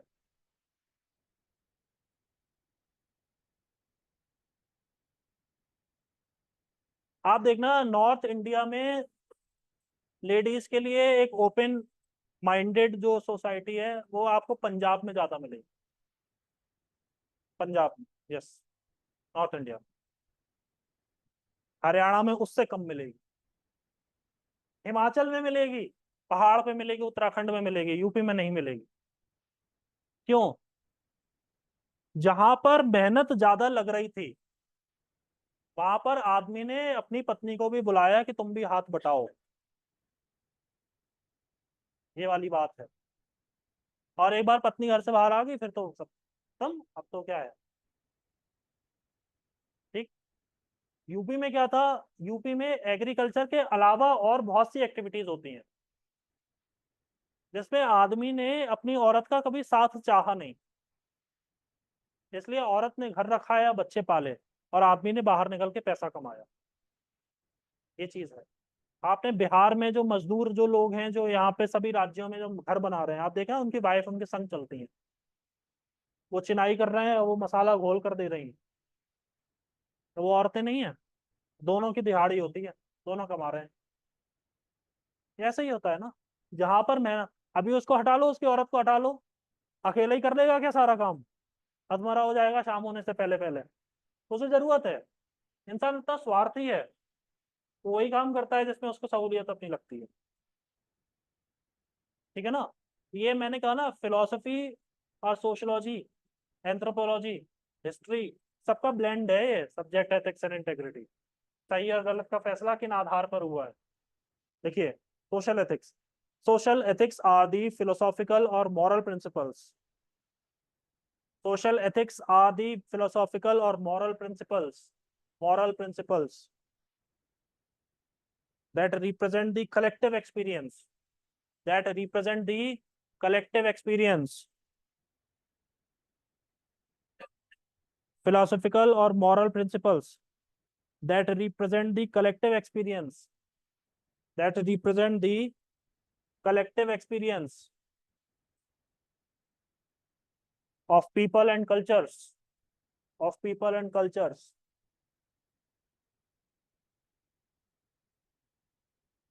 It's like a code of conduct. It's like a code of conduct that governs, that governs what is and is not, what is and is not acceptable in the society, what is and is not acceptable in the society. Social ethics. ठीक है। आपके समाज में रह रहे हैं, वहां पर क्या एक्सेप्टेबल है, किस तरीके का माहौल वहां पर है, उससे तय होता है। देखिए, जैसे अपने उत्तराखंड के लिए जब एक्सपो यहाँ पर हुआ, ग्लोबल इन्वेस्टर्स समिट हुआ, तो प्रधानमंत्री जी आए, प्रधानमंत्री जी ने बहुत अच्छी बात कही कि उत्तराखंड सरकार वेड इन इंडिया कैंपेन के तहत काम कर सकती है, और हमारे यहाँ डेस्टिनेशन वेडिंग के लिए एक इन्वायरमेंट या इकोसिस्टम क्रिएट किया जा सकता है उत्तराखंड में, ऐसी बहुत सी संभावनाएं हैं। अब बताओ, डेस्टिनेशन वेडिंग कितने परिवारों में सक्सेसफुल या उनकी पहली पसंद होती है? डेस्टिनेशन वेडिंग करने वाले परिवार वो होते हैं जहां पर या तो उनकी वाइब्रेशन बहुत जबरदस्त तरीके से मैच हो रही है, दोनों ही परिवारों की, दोनों बहुत वेल ऑफ फैमिलीज हैं in most of the cases, या वो परिवार जो एक दूसरे को बहुत लंबे समय से जानते थे, ये रिश्ता उनके लिए कुछ नया नहीं है। ठीक है। क्या हर परिवार में डेस्टिनेशन वेडिंग हो सकती है? ये वाली बात। डेस्टिनेशन वेडिंग को छोड़ो, प्री वेडिंग शूट कितने परिवार अपने बच्चों के लिए अलाउ करेंगे कि जाओ बेटा तुम फोटो खिंचवा के आओ? मैं तो आपको प्रैक्टिकल सवाल पूछता हूँ, दिनचर्या से संबंधित। आप कितनी शादियों में जाते हैं जहाँ पे आपको प्री वेडिंग शूट वाला है? उसके दो कारण हो सकते हैं, एक तो बजट हो सकता है, शादी का बजट हमारा उतना नहीं है, फोटोग्राफर बहुत पैसा मांग रहा है, और दूसरा हो सकता है हमारा सोशोलॉजिकल रीजन। दूसरा, in most of the cases, क्योंकि जिस जिस बैकग्राउंड से लड़का आ रहा है, लड़की आ रहे हैं, बहुत से टाइम में वो खुद भी हेजिटेंट होते हैं, वो कहते हैं अरे रहने दो छोड़ो। ठीक है ना। फोटोग्राफर भी अति कर देते हैं फोटो खींचने के नाम पे, तो इसलिए वो लोग वैसे ही घबराए हुए रहते हैं, वो कहते हैं अरे छोड़ो इनको, हम कहाँ डिस्प्ले करेंगे। ये वाली बात है। ऑलराइट। ठीक है। दूसरा बात ये है, शादी के बाद हनीमून डेस्टिनेशन में आप जगन्नाथपुरी जाना पसंद करेंगे, आप गोवा जाना पसंद करेंगे? कोस्ट तो दोनों जगह है, समुद्र है, समुद्र है भैया। मैं तो बोल रहा हूँ सोमनाथ चले जाओ, चलो मैं, चलो वेस्टर्न कोस्ट की बात कर लेता हूँ, तुम सोमनाथ जाना पसंद करोगे या गोवा जाना पसंद करोगे? अब बताओ। और और दूं तो तुम मुझे बताओ, तुम मेडगास्कर जाना पसंद करोगे या तुम लास वेगस जाना पसंद करोगे? मेडागास्कर जाना पसंद करेंगे। यहाँ पर आ जाती है, प्रेफरेंसेस आ जाती हैं। ठीक है ना? तो कुल मिलाकर के बहुत सारे ऐसे फैक्टर्स हैं जिससे वो जो भी जगह है या जो भी सोसाइटी है, तो वहां के कुछ कुछ उनका अपने एथिकल स्टैंडर्ड सेट हुए हैं, और वो वेरी करती हैं एक जगह से दूसरी जगह से। मैंने अभी बोल दिया ना, पुरी और गोवा, सोमनाथ और गोवा, देख लो आप, खुद सोच लो कहाँ जाना पसंद करोगे। तो दोनों में क्या अंतर है? दोनों में ही तो समुद्र है, मगर क्या समुद्र ही सब कुछ है? समुद्र ही सब कुछ है क्या? ये वाली बात है। देखिए, it is not to be noted, it is to be noted, sorry, it is to be noted that people perceive things differently. It is to be noted that people perceive things differently. People perceive things differently, comma, and various cultures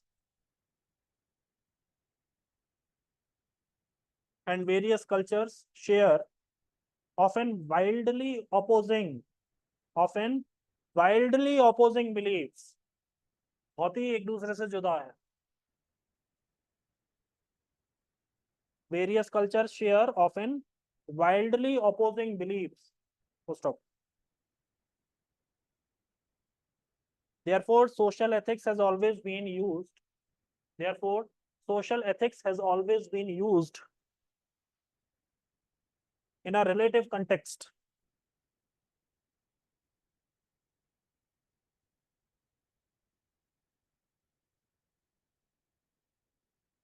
Next paragraph लिखेंगे, what was socially ethical yesterday, what was what was socially ethical yesterday may not be acceptable today, may not be acceptable today. What was socially ethical yesterday may not be acceptable today. जैसे दहेज लेना, जैसे सती प्रथा, पति मर गया है तुम भी क्या करोगी, तुम भी मर जाओ, तो सिंपल। लकड़ियों के ढेर पे उसे भी लड़की को बिठा दिया। राजा राममोहन रॉय की आंखें उस दिन खुली जब उनकी भाभी को सती कर दिया गया, वो घबरा गए, तब उन्होंने सती प्रथा के विरुद्ध आवाज उठाई, है ना? उनके बड़े भैया की डेथ हुई थी तो उनकी भाभी को भी बिठा दिया गया पायर पे। बहुत गंभीर स्थिति है। सोचो, एक मोमबत्ती की जलती लौ में कभी उंगली लगा करके देखना कि जलना क्या होता है, या गरम प्रेशर कुकर पे कभी अपना हाथ छुला लेना, बस ऐसे ही मजाक में, सारा मजाक बाहर निकल आएगा। तो सोचो, किसी को बिठा दिया जाए लपटों में के उसमें लकड़ियों पे बिठा दिया जाए, तो और लोग देखते थे। मजे की बात है, लोग देखते थे उस मंजर को, वो डरते नहीं थे, उनकी रातों की नींद हराम नहीं होती थी, वो चैन से रहते थे कि वो एक मृतक को जलाकर आए, साथ में जिंदा को भी जला आए। बहुत संतोष होता था उनको ऐसा करने से। एक पिक्चर आई थी डोर, डोर, कभी देखना। भारतीय सिनेमा जो है ना, वो हमारे समाज का दर्पण है। डोर, डोर मूवी अगर आप देखेंगे, उसमें वो लड़की जिसकी कम उम्र में उसके हस्बैंड की डेथ हो गई, उस पर अंकुश लगा दिया गया, तुम जिंदगी भर मीठा नहीं खाओगी, अब तुम्हारा पति जिंदा नहीं है, मीठा खाने का कोई मतलब ही नहीं बनता, तुम्हारी जिंदगी में अब कोई मिठास नहीं है।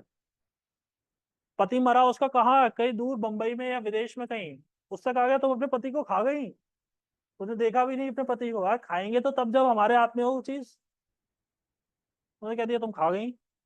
उसके सारे रंग बिरंगे कपड़े हटा दिए गए, उसको एक एक ही कलर की मोनोक्रोम, वो नीले रंग की पोशाक पहना दी गई। अपने परिवार वालों से छुप छुप के उसने रसगुल्ला खरीद के खाया, एक दिन सड़क पर छुप के, पेड़ के पीछे छुप के, दीवार के पीछे छुप के रसगुल्ला खरीद के खाया। सोचिए कितनी हद है। और ये हकीकत है आज भी। आप कभी वृंदावन जाएं तो आपको विधवाएं मिलेंगी सफेद कपड़ों में घूमती हुई, बंगाली ने बोलते हैं उन्हें। उनके कभी बचपन में, क्योंकि तब ना इतना मेडिकल फैसिलिटीज थी ना लाइफ एक्सपेक्टेंसी थी, शादी हो गई बचपन में, पति मर गया किन्हीं कारणों से, तो उनका सिर मुड़ा दिया गया, बाल ही नहीं है उनके सिर पर, सफेद कपड़ा दे दिया गया और वो ऐसे ही भिक्षा मांग के खा रही हैं। गंभीर स्थिति है, कोई रोकता नहीं है। देखो आज के टाइम में किसी लड़की के साथ ऐसा करके बताओ तो वो लड़की बताएगी फिर क्या होता है ना। तो ये है, लिखिए, what was socially ethical yesterday may not be acceptable today, full stop. What is appreciative in one part of the world, what is appreciative in one part of the world may be considered abhorrent, abhorrent, ABHORRENT, abhorrent in the other part, abhorrent in the other part. Example, LGBTQ rights, LGBTQ rights. Next लिखिए situation ethics, LGBTQ rights. एक बार मैंने किसी उस पे YouTube पे कोई एक video देखा था, उसमें कुछ ऐसे लोग थे जो जिन्होंने डिक्लेयर कर दिया that they belong to the LGBTQ community. कुछ इंडियंस थे जो जो बहुत अच्छा अपनी अपनी लाइफ में कर रहे हैं, बहुत पैसा कमा रहे हैं। उसमें एक लड़की थी यानी एक लड़का था, उसने कहा कि मैं IAS बनना चाह रहा था, UPSC क्वालिफाई करना चाह रहा था, मगर बाद में मुझे पता चला कि जो गवर्नमेंट ऑफ इंडिया के रूल्स हैं वो अलाउ नहीं करते हैं LGBTQ। आप openly you can not means you can not declare yourself as a part of this community. वो इसको अनबिकमिंग ऑफ एन ऑफिसर माना जाता है, आप अफसर बनने लायक ही नहीं है। तो उन्होंने भारत छोड़ दिया, और ऐसे बहुत सारे लोग थे। देखो क्या होता है, जब हम लोगों को अपनाते नहीं है ना वो जिस तरीके के हैं, तो लोग हमसे रिपेल होने लगते हैं, वो हमसे दूर जाने लगते हैं। वो जब दूर जाते हैं तो हमसे दूर उनके साथ साथ क्या जाता है, आइडियाज।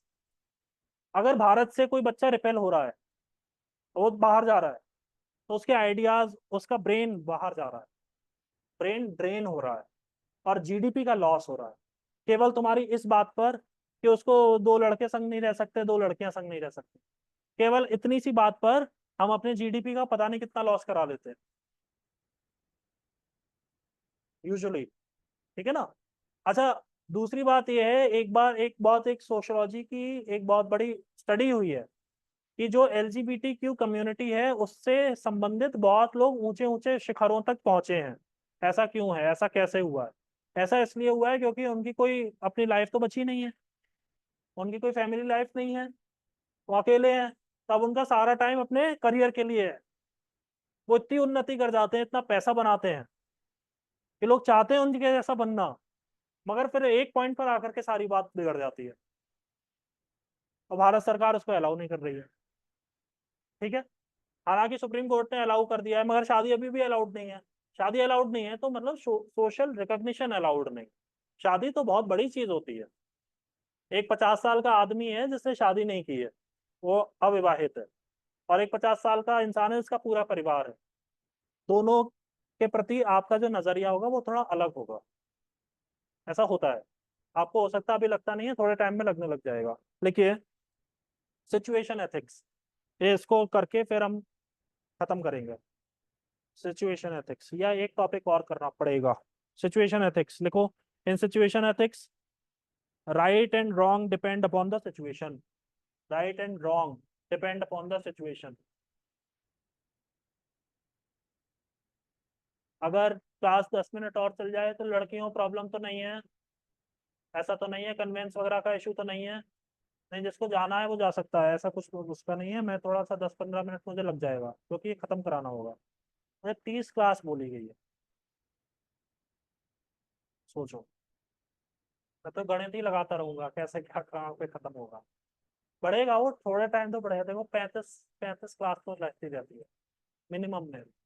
तुमको समझाऊं ना बस लिखवाता रहूं तो व्यर्थ है, सारी एक्सरसाइज बेकार है। इससे अच्छा मैं फोटोकॉपी करा के फर्रे बांट दूं कि लो बेटा पढ़ लेना, खुद ही पढ़ लेना। ऐसा नहीं हो सकता। असल में आप लोगों का इंटरनल सिक्योरिटी बच रहा है ना, और आपका इंटरनेशनल रिलेशन बच रहा है, वो तो दूसरे सारे इंटरनेशनल के लिए। एग्रीकल्चर मुझे कराना है, कभी कभी मैं सोचता हूँ मैं क्या क्या करूँ। मगर करना तो है ही। देखो, in situation ethics right and wrong depend upon the situation. झूठ बोलना पाप है। अब झूठ बोलना पाप है, सही बात है। तुमने किसी झूठ बोला, कोई बच्चा पिट गया, तो पाप तो है ही। मगर तुमने झूठ बोला और तुम्हारे देश पर हमला होने से बच गया, तो अच्छी बात है, इसमें बुराई क्या है? हम तो ऐसा 1000 बार झूठ बोलेंगे। अगर मेरे देश के नागरिकों की जान बचती है तो मैं तो हमेशा झूठ, मैं तो पूरी जिंदगी अपनी झूठ में बिताने को तैयार हूँ। इससे बड़ी बात क्या हो सकती है? तो सिचुएशन है, और क्या बात है। ठीक है, मारना किसी को गलत है। अब आदमी आतंकवादी बन गया है तो उसको मारने में क्या बुराई है? तुम नहीं मारो तो मैं मार देगा। कोई अर्जुन वाली बात है कि हे कृष्ण, ये तो मेरे भाई खड़े हैं, उन्होंने भाई आई कुछ नहीं है, तुम्हारा युद्ध चल रहा है इस समय, आंखें खोलो अपनी। तुम नहीं मारोगे तो तुम्हें मार देंगे। दुर्योधन तुम्हें इस लायक लग रहा है तो छोड़ेगा? तुम्हारी पत्नी का चीरहरण कर दिया उसने, तो तुम्हें छोड़ेगा? क्या सोच रहे हो? मारो। तो सिचुएशन होती है जिस समय जैसे, और यही दुर्योधन आपको मालूम है, जिस समय युद्ध चल रहा था उस समय में क्या हुआ कि कौरवों का एक दुश्मन थे गंधर्व। गंधर्वों को ये लगा कि इस समय तो कौरव अपने बहुत ही वीकेस्ट पॉइंट से गुजर रहे हैं, 100 भाई हैं, इनसे वैसे तो लड़ नहीं सकते, अभी लड़ लो। तो उन्होंने मौका देख करके युद्ध में कौरवों के ऊपर अटैक किया। ऐसे में युधिष्ठिर को जब पता चला तो युधिष्ठिर ने कहा कि कौरवों को संदेश भिजवा दो कि जैसे ही तुम्हारे ऊपर अटैक होता है हमें बता देना, हम आ जाएंगे अपनी सेना लेकर। तो कहा, वो एक दूसरे से युद्ध कर रहे थे। उन्होंने कहा कि परस्पर विरोधे तु वयम पंचस्ते शतम परदि परिभवे प्राप्ते वयम पंचाधिकम शतम। अगर आपस की कोई बात है तो तुम 100 हो और हम 5 हैं। मगर अगर कोई थर्ड पार्टी लड़ने की आएगी तो हम 105 हो जाएंगे, वयम पंचाधिकम शतम हो जाएंगे। है ना, 100 से 5 अधिक। ये संस्कृत में ऐसे ही काउंटिंग चलती है। 105 नहीं बोलते, उसमें बोलते 100 से 5 अधिक। ये पंचाधिकम शतम। ये तो बहुत बड़ी सीख है। सिचुएशन एथिक्स यही तो है, और क्या है। जैसी सिचुएशन बनेगी उस समय जो सही लगेगा वो करेंगे। परिवार की आपस की लड़ाई है, इसका मतलब ये नहीं कि वो मोहल्ले वाला कोई आकर के हमारे दो भाइयों को आपस में लड़वा दे। दो भाई लड़ रहे हैं, कोई बात नहीं है, उनका अपना विषय है, वो समझ लेंगे। अभी तुम तीसरे आए तो फिर तुमसे मिलकर निपटा जाएगा। ये होती है एथिक्स। देखिए, situation ethics. There are no universal moral rules. There are no universal moral rules और rights. Each case is unique. देखिए, each case is unique and deserves a unique solution and deserves a unique solution। इस बात को अपनी नौकरी में भी ध्यान रखना। तुम्हारे सामने दो केसेस सिमिलर आते हैं तो इसका मतलब ये नहीं है कि जो जैसा पहले हुआ था वैसे ही अब फिर होगा। वो लोग अलग थे, ये लोग अलग थे। कुछ केस सिमिलर हो सकते हैं, इसका मतलब ये नहीं है कि वो हूबहू होंगे। देखिए, it is to be noted that situation ethics is a part of consequentialism। It is to be noted that situation ethics is a part of consequentialism under normative ethics। Situation ethics is a part of consequentialism। Consequentialism, ये सी हटा देना, सी को। Consequentialism, ठीक है। Under normative ethics and it forms the basis of Christian ethics। And it forms the basis of Christian ethics। Christian ethics and care ethics। Christian ethics and care ethics। आप doctor हैं, आपका दुश्मन आ गया सामने, घायल है, आपको उसका इलाज करना होगा। ठीक है। अब तुम्हारा, तुमसे मान लो कोई लड़ लिया, तुम्हारे दोस्त है, तुम डॉक्टर हो, तुम कल लड़ लिए उससे, और अचानक से अगले दिन उसका एक्सीडेंट हो गया, तुम्हारे हॉस्पिटल में आ गया, तो तुम अपनी बात को भूल करके उसका इलाज करोगे और हर संभव प्रयास करोगे कि उसकी जान बचाई जा सके। तो वो बात अलग है कि वो ठीक होके फिर तुमसे फिर लड़ ले, तो वो तुम्हारा अपनी पर्सनल लाइफ है। मगर सिचुएशन एथिक्स क्या कहती है कि जैसा जो सामने पड़ा है उसके अकॉर्डिंग एथिकल क्या है। डॉक्टर के लिए कभी भी एथिकल नहीं है कि पेशेंट सामने और डॉक्टर मना कर दे, नहीं नहीं मैं इसका इलाज नहीं करता। हाँ, वो रियल स्टोरी है। इंग्लिश में। Yes yes yes. हेडिंग डालिए, एथिक्स वर्सेस मोरालिटी। उस प्लॉट को चुराया गया था हैदर फिल्म में। हैदर में शाहिद कपूर के पिताजी पाकिस्तानी आतंकवादी का इलाज कर रहे थे, तभी उनका घर उड़ा दिया आर्मी ने पूरा। एथिक्स वर्सेस मोरालिटी, कुछ चीजों को किताब में भी रहने देना चाहिए। अब तुम डॉक्टर हो, तुम आतंकवादियों का इलाज करके, तो ये तो रक्त बीज की तरह हो जाएंगे ना। आतंकी मरा, डॉक्टर ने उसका इलाज करा दिया, फिर खड़ा हो गया सीधा, तो आर्मी तो सबसे पहले तुम्हें निपटाएगी। आर्मी कहेगी ये तो अच्छा आया, आप इतनी मुश्किल से एक आतंकी मार रहे हैं, दोबारा उसको मरहम लगा के खड़ा कर दे रहा है, तो गंभीर हालत है भाई। एथिक्स वर्सेस मोरालिटी, नीति शास्त्र बनाम नैतिकता क्या होती है, लिखिए। फर्स्ट पॉइंट लिखेंगे, एथिक्स इज नॉट मोरालिटी। इस बात को अभी ध्यान में रख लो, ethics is not morality, stop. Morality is of individual nature,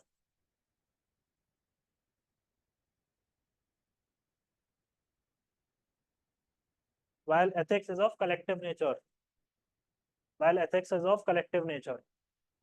Second point, second point लिखिए, ethics refers to a set of principles, ethics refers to a set of principles,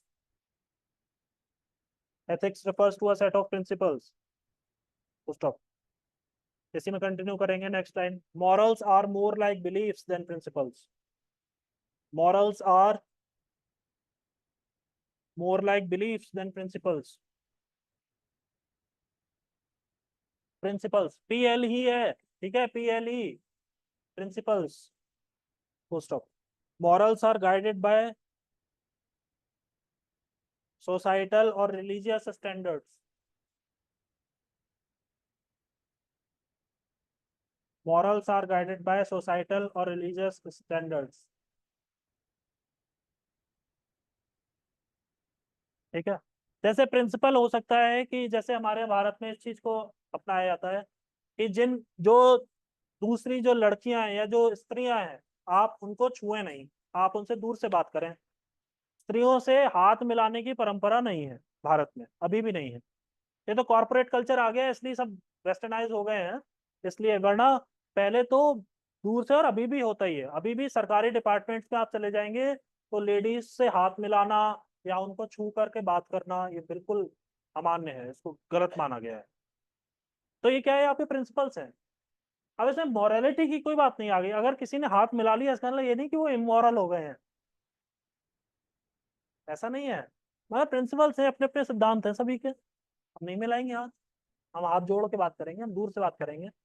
मैंने कितनी बार देखा है, जैसे चेयर लगती हैं ग्रुप फोटो में, उसमें अगर वो किसी पुरुष की कुर्सी और बगल में लेडीज आकर बैठ रही हैं, तो अपनी कुर्सी को थोड़ा सा अलग हटा लेते हैं, या लेडीज खुद हटा लेती हैं, और दोनों में कोई बुराई नहीं है, और संग में बैठ जाएंगे तो भी कोई बुराई नहीं है। ये बात है अपने अपने प्रिंसिपल्स की, किसने क्या माना हुआ है, यहाँ पे मॉरल्स की कोई बात नहीं है। आप उनको मॉरल या इमोरल नहीं कह सकते इस आधार पर कि वो लोग हाथ मिला रहे हैं या उनकी कुर्सियां मिली हुई हैं, ये सब बहुत बचकानी बातें हो जाएंगी अगर ऐसा कहेंगे तो। लिखिए, थर्ड पॉइंट लिखिए, ethics is the philosophical study, ethics is the philosophical study of morality, ethics is the philosophical study of morality, while morality is the subject matter of ethics, while morality is the subject matter of ethics। Next लिखिए, ethics is permanent and universal for a society, ethics is permanent and universal for a society, while morals are non-permanent and customized, while morals are non-permanent and customized, morals are non-permanent and customized। कोई pure vegetarian लड़का यदि फौज में भर्ती हो जाएगा, commando बनेगा, तो उसको नॉनवेज खाना ही पड़ेगा, तो उसके मॉरल्स जो है वो कस्टमाइज हो गए कि नहीं हो गए। एथिक्स इज, इसमें फोर्थ पॉइंट आपने जो लिखा है कि ethics is permanent and universal for a society, while morals are non-permanent and customized, stop। Next point, ethics define the code that a society adheres to, ethics define the code that a society adheres to. The society adheres to. ADHERES. adhere. adhere का मतलब होता है किसी चीज को मानना, उसका पालन करना. adheres to. while morality delves into the right and wrong. While morality delves into the right and wrong at a much deeper level. Right and wrong at a much deeper level. Both personal and spiritual. Both personal and spiritual. Both personal and spiritual. आजकल vegan movement चल गया है ना. दूध दही नहीं खाएंगे, जानवरों से उपजा कोई भी पदार्थ नहीं लेंगे. दुख होता है. इसलिए जो लोग वीगन है वो ये कहते हैं कि जो गाय होती हैं उन्हें आर्टिफिशियली उनको इम्प्रेग्नेट किया जाता है, माने उन्हें प्रेग्नेंट बनाया जाता है ताकि वो फिर से, क्योंकि वो 3 महीने तक ही दूध देती हैं बच्चे के जन्म के बाद. किंतु बात यह है कि गाय जो है वो दोबारा प्रेग्नेंट हो जाएगी, उसे करो या ना करो. ये रियलिटी है. कभी आप डॉक्टर से या एनिमल हस्बेंड्री के एक्सपर्ट से बात कर लो, और अगर आप गाय को जंगल में भी छोड़ दोगे वो वहां पे भी प्रेग्नेंट हो जाएगी. ये उसकी नीति है. और अगर गाय प्रेग्नेंट है और उसका दूध है और दूध ना निकाला जाए तो गाय को इन्फेक्शन हो जाएगा, उसके अडर्स में, उसके थन में इन्फेक्शन हो जाएगा, वो गाय इन्फेक्शन से मरेगी. एक नियम बना है तो वो कुछ सोच के ही बना होगा, और ये तो हजारों साल पुराना है. जितनी पुरानी मानवता है उतनी पुरानी बात है. ठीक है ना. क्यों गाय और भैंस का ही दूध निकाला जाता है, अन्य जानवरों का क्यों नहीं निकाला जाता? कुत्ते बिल्ली बंदर का दूध क्यों नहीं निकाला जाता है? एक परंपरा बनी हुई है, उसके पीछे एक वैज्ञानिक कारण है. ठीक है, लिखिए. लास्ट पॉइंट लिखिए, क्लास को समाप्त करते हैं. Morals define personal character. आपके क्या मॉरल्स हैं, इससे पता चलता है आप किस हद तक जाने वाले इंसान हैं. Morals define personal character, comma, while ethics stress a social system. While ethics stress a social system. भाई देखो, एथिक्स ये है कि आप एक ऐसे समाज से आते हैं जहाँ पे शराब पीना कोई बहुत बड़ी बात नहीं है, सब पीते हैं घर में. ठीक है, लेडीज भी पीती हैं, चलो हम और जेंडर न्यूट्रल सोसाइटी की बात कर रहे हैं. मगर उसमें आप एक अनोखे जन्मे और आपने कहा मैं शराब नहीं पीऊंगा, बिल्कुल मुझे बिल्कुल शराब पीना पसंद नहीं, तो ये आपके अपने मॉरल्स हैं. अभी आपको कोई जज नहीं कर रहा है. या आप प्योर नॉन वेजिटेरियन परिवार में जन्मे और आपने कहा मैं मीट नहीं खाऊंगा, मुझे नहीं अच्छा लगता है, तो आपके मॉरल्स हैं. कोई क्या करे अब, वो आपका व्यक्तिगत विचार है, वो आपका कैरेक्टर दर्शाता है, किसी को कोई प्रॉब्लम नहीं है. लिखिए, while ethics stress a social system in which those morals are applied. Stress define पहले था ना, moral define personal character, comma, while ethics stress a social system in which those morals are applied. In which those morals are applied. In which those morals are applied. ठीक है. अब हमारी next heading रहेगी moral character, वो हम next class में करेंगे. धन्यवाद, थैंक यू.